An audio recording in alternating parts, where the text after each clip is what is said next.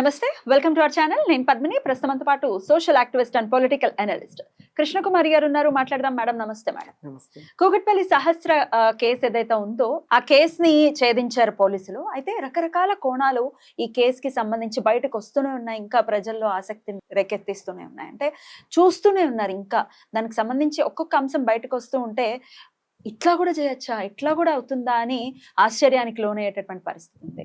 ఇప్పుడు కొత్తగా వచ్చినటువంటి కోణాలు ఏంటి, కొత్తగా బయటకు వచ్చినటువంటి న్యూస్ల రీత్యా మీరేమంటారు? What is your analysis? ఇప్పుడు ఇది కొత్తగా వచ్చింది ఏం కాదు, అంటే రోజుకోటి అంటే ఈ పిల్లవాడి దగ్గర డబ్బులు ఉంటున్నాయి, తల్లి ఇవ్వట్లేదు, ఇచ్చేని డబ్బులు తల్లి దగ్గర లేవు. మరి డబ్బులు ఎక్కడి నుంచి వస్తున్నాయి ఈ పిల్లాడి దగ్గర? అవును, ఇది అజా ఆరా పట్టించుకోవాల్సిన బాధ్యత తల్లిదండ్రులది. No doubt తల్లిదండ్రులదే. ఎందుకంటే డబ్బులు వాడు సంపాదించట్లా, పార్ట్ టైం జాబ్ ఏం చెయ్యట్లా. అలాంటప్పుడు డబ్బులు ఎక్కడి నుంచి వస్తున్నాయి? ఒకటి చుట్టాలన్నా ఇవ్వాలి. ఇంటికి వచ్చిన చుట్టాలు చిన్నప్పుడు డబ్బులు ఇస్తుండేవాళ్ళు. అవును, అలా ఇచ్చేవాళ్ళు. ఎంత ఇస్తారు మహా అంటే 100 రూపాయలు. ఏదన్నా కానీ 100 రూపాయలు అవనివ్వండి, ఇస్తున్నారా? అమ్మమ్మ కానీ తాతయ్యలు కానీ డబ్బులు ఇచ్చే పరిస్థితులు ఉంటాయి, ఇస్తున్నారా? బాబాయిలు కూడా ఇస్తుంటారు, మేనమామలు ఇస్తుంటారు. ఇట్లా బంధువర్గం ఎవరన్నా డబ్బులు ఇస్తున్నారా? లేదు అంటే అక్కలు ఉద్యోగం చేస్తుంటే అదిలిచ్చి బెదిలిచ్చి అక్కల దగ్గర డబ్బులు తీసుకుంటున్నాడనేనా అనుకోవచ్చు. అది లేదు, అక్కలు చదువుకుంటున్నారు, మరి వీడికి డబ్బులు ఎక్కడి నుంచి వస్తున్నాయి? ఈ అజా పట్టించుకోవద్దా అనేది వాళ్ళ సమాజం వైపు నుంచి ఆ తల్లి వైపు చూస్తున్న సంధిస్తున్న బాణాలు లాంటి ప్రశ్నలు. అయితే నేనేమంటానంటే, ఆ తల్లి పరిస్థితి ఒక రకంగా మన కుటుంబాల్లో, మన సమాజంలో అమ్మాయిని ఒక రకంగా అబ్బాయిని ఒక రకంగా పెంచే విధానం ఉంటుంది. ఏంటి విధానము అంటే, వీడు వంశోద్ధారకుడు, మగపిల్లవాడు, కొడుకు పున్నామ నరకం నుంచి తప్పిస్తాడు, ఇట్లాంటివన్నీ ఉంటాయి. కర్మకాండలు ఎవరు చేయాలి? కొడుకే చెయ్యాలి. తలగొరువు ఎవరు పెట్టాలి? కొడుకే పెట్టాలి. ఈ రోజుకి కొంతమంది తల్లులు తండ్రులు కోడలు కొడుకు సరిగా చూసినా చూడకపోయినా తమ పిల్లలు పరువు పోద్ది అని చెప్పి కూతుర్లు బాగా చూసుకుంటాము అని అడిగితే కూడా కూతుర్లు వెళ్లకుండా కొడుకుల ఇంట్లోనే ఉండే తల్లిదండ్రులు ఉన్నారు. ఈ వెరసి ఇదంతా ఏంటి అంటే పురుషాధిక్యత, పేట్రియార్కీ. ఈ పేట్రియార్కీలో స్త్రీలు ఎంత ఇరుక్కుపోయారో పురుషులు అంతే ఇరుక్కుపోయారు, మగపిల్లలు అంతే ఇరుక్కుపోయారు, ఆడపిల్లలు అంతే ఇరుక్కుపోతున్నారు. ఇప్పుడు ఈ పురుషాధిక్యత వల్ల మగపిల్లలు మాకేదో కొమ్ములు వచ్చినాయి అనుకుంటున్నారు, కానీ వాళ్ళకి కొమ్ములు రావడం కాదు, ఆ కొమ్ములతో పొడుస్తున్నారు, వేరే వాళ్ళని పొడుస్తున్నారు. ఆ కొమ్ములు వాళ్ళకి కూడా గుచ్చుకుంటున్నాయి. ఎందుకు గుచ్చుకుంటున్నాయి? ఇప్పుడు మగపిల్లవాడివి చెల్లెలను చూసుకోవద్దా, చెల్లెలకి అచ్చడా ముచ్చడా తీర్చొద్దా, అత్తగారింటికి పంపించేప్పుడు నీకు బాధ్యత లేదా, ఇలాంటి ఏవైతే ఉన్నాయో వంశోద్ధారకుడివి అనే ఒక ట్యాగ్ లైన్ తోటి వీడికి బాధ్యతలు ఆ కొమ్ములు వాడికే గుచ్చుకుంటున్నాయి. కొన్ని సందర్భాల్లో ఏమవుతుంది, వీడు పక్కోడికి గుచ్చుతున్నాడు ఆ కొమ్ముల్ని. ఆ కొమ్ములు తల్లికి ఎక్కువ గుచ్చుకుంటాయి. ఎందుకు అంటే ఈ తెలుసో తెలియకో ఈ పేట్రియార్కీని మోసేది తల్లి ఎక్కువ. ఆడపిల్లల్ని ఒక రకంగా, మగపిల్లాడిని ఒక రకంగా చూస్తుంది. ఈ చూసే ప్రాసెస్ లో మగపిల్లాడికి కొంచెం తిండి ఎక్కువ పెట్టడం తల్ల. నేను ఒక స్కూల్లో అవేర్నెస్ ప్రోగ్రామ్కి వెళితే, గవర్నమెంట్ స్కూల్లో, మా అన్నయ్యకి ఎగ్గు పెడుతుంది, నాకు ఎగ్గు పెట్టదు మా అమ్మ, ఎందుకు అలా చేసింది మా అమ్మ అని చెప్పి ఒక పాప నన్ను అడిగితే, నేను ఆ పాపకి నాకు అర్థమైనంతలో నేను సమాధానం చెప్పాను. ఏం చెప్పానంటే, అమ్మకి నీ మీద ప్రేమ లేదని కాదు, కొంచెం ఆలోచించుంటే చెరిసగం పెట్టుండాల్సింది. ఈ పాపము పేదరికాందమ్మ, మీ అమ్మది కాదు. మీ అమ్మ దగ్గర ఒక గుడ్డు కొనగలిగే డబ్బులే ఉన్నాయి. మగపిల్లవాడు రేపు కుటుంబాన్ని పోషించవలసిన వాడు, వాడు దృఢంగా ఉండాలి అని. అంటే నాకు కూడా 100% నేను అది కరెక్ట్ అని నమ్మి చెప్పానని కాదు, ముందుగా ఆ పాపకి జీవితం మీద ఆశ స్వాంతన. కలిగించాలి, స్వాంతన ఇవ్వాలి ఆ పాపకి. ఎగ్జాక్ట్. చెప్పాను ఇలా చేస్తారు. వెరీ సాడ్ అండి. Very sad. ఇంతలానా? ఇంత అవును. ఇప్పుడు ఇద్దరు ఆడపిల్లలు ఉన్నప్పుడు తెలియదు మనకి, ఇద్దరు మగపిల్లలు ఉన్నప్పుడు తెలియదు. ఆడపిల్లలు మగపిల్లలు ఉన్న చోట ఇంకా మీకు ఎగ్జాంపుల్ చెప్తా, ఆడపిల్లల్ని గవర్నమెంట్ స్కూల్లో చదివిస్తారు, మగపిల్లల్ని ప్రైవేట్ స్కూల్కి పంపిస్తారు. ఇవి జరుగుతాయి. సాడ్ అండి. ఆ, ఇంకా ఉంది ఈ డిస్క్రిమినేషన్ తల్లిదండ్రులకే ఉంది అని అంటే తల్లి- చాలా బాధాకరం. నేను అంటాను మన దేశంలో తల్లులు తండ్రులు ఉమ్. మ్, సమాజంలో తయారు చేయబడతారు. మహిళ మరీ తయారు చేయబడుతుంది. ఈ తయారు చేయబడే ప్రాసెస్ లో మీకు ఇంకో చిన్న ఎగ్జాంపుల్ చెప్తా. నా చిన్నప్పుడు నాకు చాలా అంటే చాలా అనారోగ్యం చేసిందంట. చేస్తే ఆ, మా అమ్మ ఊర్లో ఉన్న డాక్టర్లు చూపించుకొని చివరికి తగ్గక అది కంట సర్పి అని గొంతంతా రెడ్డిష్ గా అయిపోయి దానివల్ల దగ్గు వస్తుంది అనమాట, కోరింత దగ్గు అంటారు. అది వచ్చింది నాకు. వస్తే చాలా సీరియస్ అయింది. పల్లెటూరులో డాక్టర్ వైద్యం చేసి నా వల్ల కాదు అని చెప్పి విజయవాడకి పంపించాడు. పంపిస్తే విజయవాడలో డాక్టర్ జాన్ అని అమెరికా నుంచినో లండన్ నుంచినో వచ్చిన డాక్టరు ఉన్నాడు. ఆయన దగ్గర చూపించారు. చూపిస్తే ఆయన అన్నాడంట, అమ్మా మందులైతే ఇస్తున్నా, రేపు బతికుంటే తీసుకురా అని చెప్పారంట. అయితే అని ఇంకొక మాట అన్నారంట, ఏమ్మా ఆడపిల్లని డాక్టర్కి చూపించలేదా అన్నా అంట. సమాజంలో పరిస్థితి ఇది ఎప్పటి సంగతి? 58 ఏళ్ల క్రితం సంగతి. ఇప్పుడు మా ఇంట్లో ఇలా జరగదు. ఇప్పుడు జరగదు. ఇప్పుడు మీ జరగదు. ఆధ్వర్యంలో అయితే జరగదు. నా ఆధ్వర్యం కాదు. ఇప్పుడు మా స్టైల్ ఆఫ్ ఫ్యామిలీస్ ఎవరైతే ఫంక్షనింగ్ ఫ్యామిలీస్ ఉన్నాయో, అంటే జరగదు. మా సోషియో ఎకనామిక్ సిచ్యువేషన్స్ ఉన్న ఫ్యామిలీస్ లో ఇది జరగదు. కానీ ఈ రోజుకి ఇప్పుడు మీరు చెప్పిన ఏదైతే ఒక ఎగ్ పిల్లాడికి పెట్టింది అదంతా పేదవాళ్ళకే చెందుతుందా? Middle class పేదవాళ్ళకే. పేదవాళ్ళకే. పేదరికం ఒక కారణము. రెండో ఎంత పేదరికం ఉన్నా అమ్మాయికి అబ్బాయికి సగం సగం చేసి పెట్టొచ్చుగా. ఒక గుడ్డు చేయొచ్చు. దాన్ని సగం ఎందుకు చేయలేదు అంటే, అబ్బాయి అంటే మోజు. ఎందుకు అంటే వాడు ఉద్ధరిస్తాడు, నెత్తి మీద రాయబెడతాడు, వంశోద్ధారకుడు. అయితే ఇది middle class, upper middle class కి చెందదు. అయితే ఇప్పుడు నా ఎగ్జాంపుల్ ఎందుకు చెప్పాను అంటే, 60 ఏళ్ల క్రితం నా ఫ్యామిలీలో జరిగింది ఈ రోజుకి కొన్ని ఫ్యామిలీస్ లో జరుగుతుంది. అంటే పేదరికం. ఆ రోజు మేము పేదరికంలో ఉండుండొచ్చు. ఆ టైంలో ఇమ్మీడియట్ గా డాక్టర్ దగ్గరికి విజయవాడ వెళ్ళాలి అంటే మా ఊరు నుంచి ఛార్జీలు కావాలి, డాక్టర్ ఫీజు కావాలి. అదే ఊర్లో డాక్టర్ అయితే ఏదో ఒకటి, వాళ్ళకి ఊర్లో డాక్టర్లకి ఏంటి అంటే వడ్లు ఇస్తే వైద్యం చేసేవాళ్ళు, వస్తు మార్పిడిలాగా చేసేవాళ్ళు. అట్లా కాదు కదా. అండ్ ఈ రోజుకి ఆ పరిస్థితి ఉంది.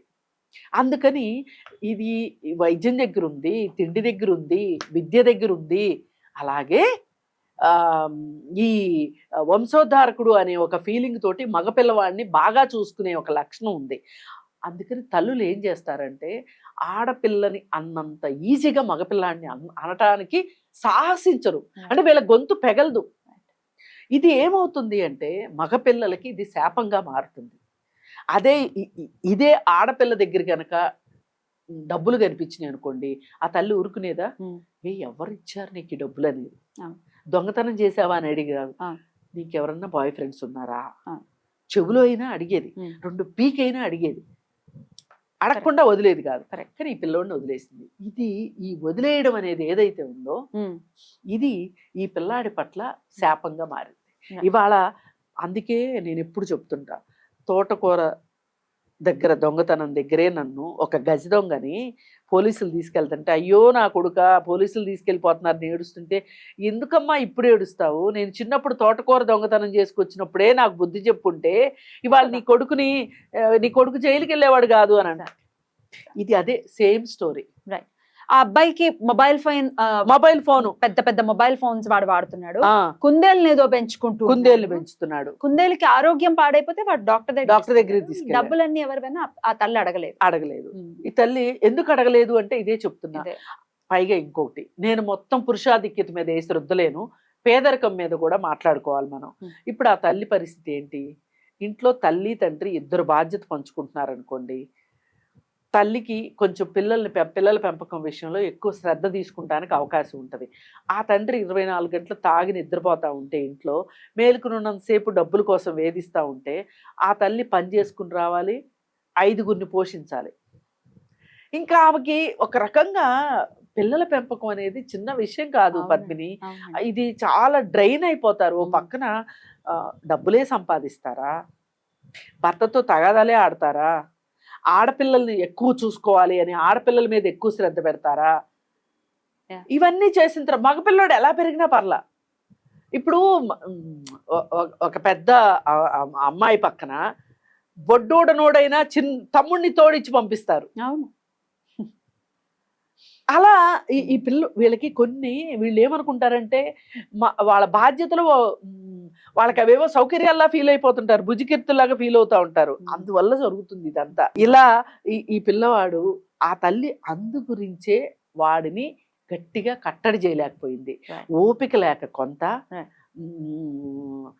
అజమాయిషి చెయ్యలేను అనే ఒక ఆసక్తితో ఒకటి వెరసి ఈ నిందితుడు తయారవడానికి కారణం ఈ ఆర్థిక కారణాలు, ఇంట్లో కారణాలు, భర్త బాధ్యత లేనితనం, ఇవన్నీ కలిపి ఈ నేరం జరిగింది. అయితే వీడిని ఈ నేరస్తుడు ఎవరైతే ఉన్నాడో ఆ అబ్బాయిని కస్టడీకి తీసుకోకుండా జువెనైల్ హోమ్ కి పంపించడం కూడా వ్యతిరేకిస్తున్నారు. జువెనైల్ హోమ్ లోకి వెళ్ళటం, జువెనైల్ యాక్ట్ ఆబ్వియస్ గా వాడి మీద యాక్ట్ ఉంటుంది. ఆబ్వియస్ గా వాడు బయటికి వస్తాడు అనేది జీర్ణించుకోలేకపోతుంది యావత్ సమాజం. ఎలా చూస్తారు? అంటే వీళ్ళు భయపడుతుంది కూడా వాస్తవమే, నేను దాన్ని కాదనలేను. కానీ మనకున్న ఇప్పుడున్న చట్టాల ప్రకారం ఏంటి అంటే 18 సంవత్సరాలు నిండే వరకు జువెనైల్ హోమ్లో ఉండి తరువాత బయటకు వస్తాడు. అయితే ఇప్పుడు ఈ పిల్లవాడికి 15 సంవత్సరాలు, 15 కూడా ఇంకా వచ్చినట్లేవు. 18 సంవత్సరాలు అంటే 3 సంవత్సరాల కాలం ఉంది. ఈ ప్రభుత్వాలు తలుచుకుంటే గనక ఈ 3 సంవత్సరాల కాలంలో వీడిని సంస్కరించడం పెద్ద కష్టమైన పని ఏం కాదు. సంస్కరించవచ్చు, రీవైరింగ్ చేయొచ్చు, ఇంజనీరింగ్ చేయొచ్చు, వాడిని మార్చే అవకాశం ఉంది. కానీ ఆ విల్ అండ్ విష్ ఈ ప్రభుత్వాలకు ఉందా? ఆ బడ్జెట్ ఈ ప్రభుత్వాలు పెట్టగలుగుతున్నాయా? ఇప్పుడు జువెనైల్ హోమ్స్కి నేను వెళ్తూ ఉంటాను. వెళ్ళినప్పుడు చూస్తే నాకు అనిపిస్తుంది వీళ్ళు బయటకు వచ్చినా మారరు అనిపిస్తుందా? ఇంకా కరుడు కట్టిన వాళ్ళలా మారతారా? మారే అవకాశం కూడా ఉంటుంది. ఎందువలన? ఎందుకంటే అసలు వీడికి నేను చేసిన తప్పు అనుకోడు ఇప్పటి వరకు. ఏ నేరస్తుడు అలా అనుకోడు. అదే కదా. అంటే కొంతమంది నాటకం ఆడతారు కానీ ఈ పిల్లోడు అయితే మటుకు నేను చేసింది నేరం అని అనుకోడు అతను. నేను అనుకోకుండా జరిగింది, అది నేను కావాలని చేయలేదు. ఇలా రకరకాల దానికి బోల్డ్ అంతా కథను అల్లుకుంటారు, లేకపోతే రకరకాల పర్సెప్షన్స్ ని చూపిస్తారు.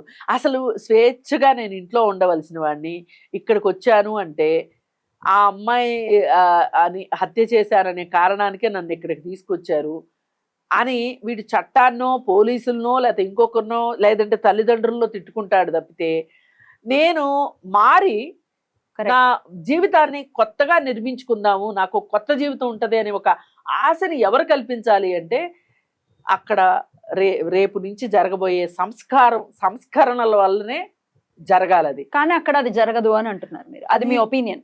నా ఒపీనియన్. ఎందుకంటే నేను అక్కడికి వెళ్ళిన వాళ్ళని చూస్తుంటాను. వాళ్ళు ఎట్లా ఉంటారు మేడం? వాళ్ళు కోపంగా, ఆవేశంగా. అంత చిన్న పిల్లలు వాళ్ళకంటే చిన్నోళ్ళని కొడతారు, వాళ్ళకంటే చిన్నోళ్ళ దగ్గర నుంచి లాక్కుని తింటారు. ఇప్పుడు జైళ్ళల్లో ఏం జరుగుతుందో తెలుసా అండి? సినిమాల్లో చూపించి చాలా తక్కువ చూపిస్తారు. ఇంకా రియల్ గా ఉంటారా? ఇప్పుడు ఫుడ్ పెడతారు కదా, ఈ ఫుడ్ నచ్చింది అనుకోండి, బలవంతుడికి నచ్చింది అనుకోండి, లాగేసుకుని తినేస్తారు. బాత్రూంలో అవన్నీ జైళ్లలో పనులన్నీ జైల్లో ఉన్న వాళ్ళే చెయ్యాలి. దానికోసం స్పెషల్ గా పనోళ్ళు ఉండరు జైళ్లలో.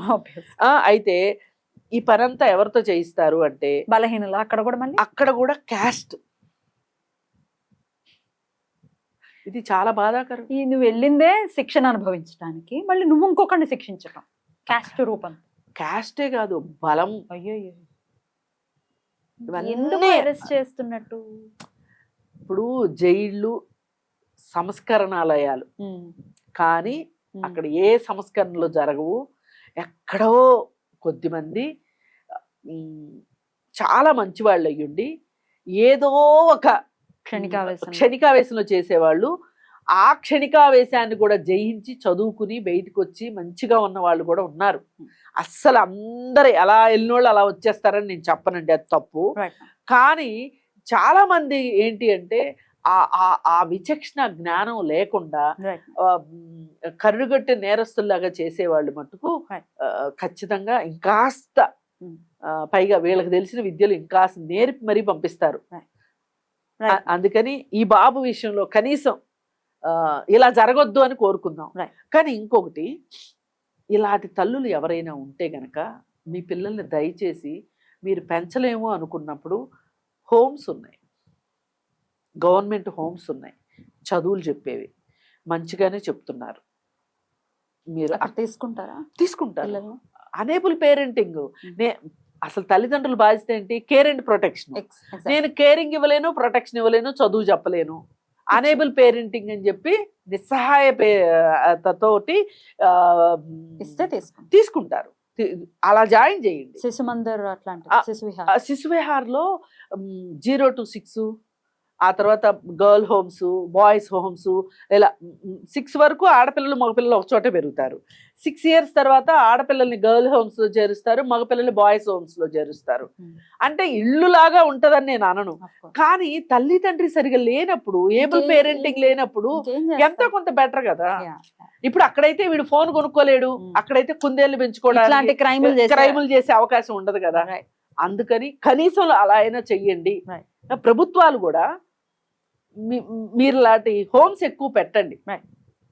Right madam, thank you so much. నమస్తే.